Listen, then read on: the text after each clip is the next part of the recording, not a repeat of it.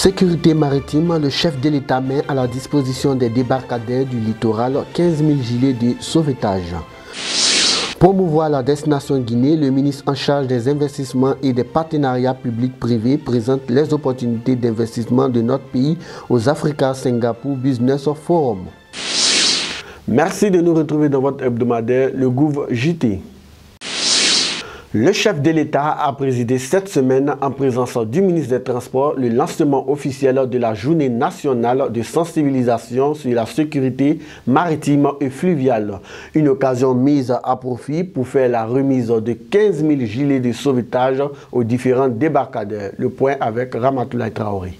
Suite au tragique naufrage du 31 août 2012, les habitants du Boulbiné ont saisi le gouvernement afin de prendre à bras le corps la question de la sécurité maritime. Pour répondre à cette requête et réduire les risques pouvant conduire à des naufrages similaires dans le pays, le chef de l'État a pris des dispositions. La cérémonie de lancement des journées nationales de la sécurité maritime qui comporte, outre la campagne de sensibilisation des usagers, mais aussi une opération de distribution des gilets de sauvetage. L'histoire retiendra ainsi que c'est sous votre impulsion, Monsieur le Président de la République, que pour la première fois, une telle initiative a vu le jour dans notre pays et se poursuit sans relâche et sans discontinuité.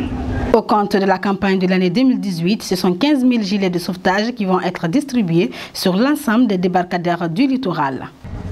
Une telle générosité mérite reconnaissance et gratitude qui, j'en suis convaincu, se traduiront chaque jour davantage par un soutien massif et inconditionnel de l'ensemble des braves populations au projet de société que vous ambitionnez pour la Guinée et les Guinéens. Au-delà de cette initiative présidentielle, le professeur Alpha Condé a instruit au gouvernement d'entreprendre une série de mesures, parmi lesquelles figure la mise à disposition d'un moyen de transport fiable en direction des îles de Los avec des tarifs de transport abordables pour les populations. À présent, l'actualité gouvernementale en bref. Le ministre en charge des investissements et des partenariats publics-privés a représenté la Guinée au Africa Singapour Business Forum tenu les 28 et 29 août à Singapour. Au cours de cette visite, Gabriel Curtis a présenté aux autorités locales le document officialisant la décision du lever de visa des ressortissants singapouriens en Guinée. Cet acte des autorités guinéennes va permettre de faciliter les échanges entre Singapour et la République de Guinée. Le ministre de l'Élevage a pris part au lancement officiel des travaux de l'atelier national de validation de la stratégie nationale de contrôle et d'éradication de la peste des petits ruminants à Conakry.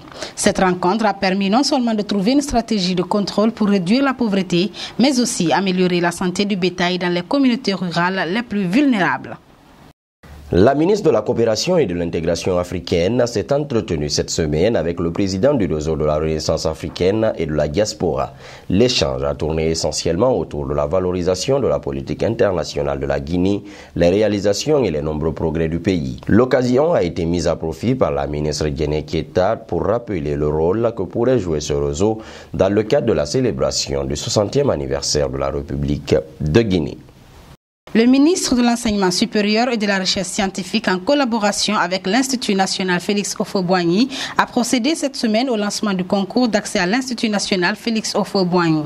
Organisé pour la deuxième année consécutive en Guinée, ce concours a réuni 129 bacheliers des options sciences mathématiques et expérimentales ayant une mention A bien, bien ou très bien.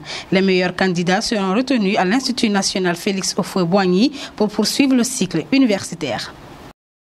Le secrétaire général du ministère de l'Enseignement technique, de la formation professionnelle, de l'emploi et du travail a présidé la conférence d'annonce de la tenue prochaine du premier salon des entrepreneurs de Guinée prévu en mars 2019. Placé sous le thème « L'entrepreneuriat, un puissant levier de développement économique », ce salon a pour vocation d'accompagner les créateurs mais aussi utiliser l'entrepreneuriat comme moteur de développement de la Guinée. Il se fixe comme objectif de participer à l'essor de certains domaines comme l'agriculture, le tourisme, les NTIC, l'environnement, mais aussi et surtout lutter contre le chômage et l'émigration clandestine des jeunes en créant des activités génératrices de revenus par le biais de l'entrepreneuriat. Ainsi s'achève votre groupe JT de la semaine réalisé par toute l'équipe de la cellule de communication du gouvernement. Je vous souhaite de passer un bon week-end et à la semaine prochaine pour un nouveau tour d'horizon de l'actualité gouvernementale.